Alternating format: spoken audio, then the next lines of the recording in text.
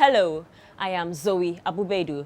In the headlines, Electoral Commission announces dates for re-registration of deleted NHIS registrants. Details of this and more coming up on City News Daily on City TV. The Electoral Commission has announced the dates for the re-registration of some voters whose names it has deleted from the electoral register in line with the Supreme Court order. The EC has deleted the names of some 56,000 voters who got onto the electoral roll using the National Health Insurance Scheme cards as proof of Ghanaian citizenship. The Supreme Court earlier ruled as unconstitutional the use of the NHIS cards as proof of Ghanaian citizenship and ordered the deletion of the names. Addressing a news conference in Accra, the Director of Electoral Services at the EC, Samuel Tete, says a list of names deleted from the register will be published at the various registration centers across the country for the attention of those affected. The Commission says it is set to exhibit the Provisional Voters Register beginning July 18. A local government analyst, George Che Bafour, has expressed strong sentiments over the resignation of Kojo Bonsu as Metropolitan Chief Executive of Kumasi.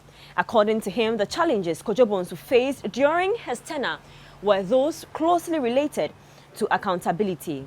Mr. Bonsu announced his resignation yesterday following weeks of pressure from the Kumasi Traditional Council and other interest groups.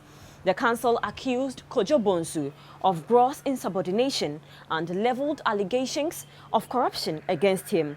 They further called for investigations into his tenure. Speaking to City News Daily, Mr. Che Bafour says Kojo Bonsu could have cooperated with the chiefs and the assembly members to avert the troubles that have forced him out of office. Meanwhile, some angry supporters of the governing National Democratic Congress in the Ashanti region, capital Kumasi, have bemoaned the exit of Kojo Bonsu as mayor. They blame the Kumasi Traditional Authority for forcing Kojo Bonsu out, even though, in their estimation, he was living up to expectation. A woman believed to be in her early 40s is in the grips of the Adabraka police for allegedly selling human body parts at the Adabraka market in Accra. According to traders of the market, the alleged human parts seller was found moving in the market carrying a broken tray with some pieces of meat in it. The market women say all attempts to get her to disclose the source and the type of meat proved futile. The alleged human parts seller has since been detained by the Adabraka police to assist with investigations. And that's how we end today's edition of City News Daily on City TV with me, Zoe Abubedu. Thanks for watching.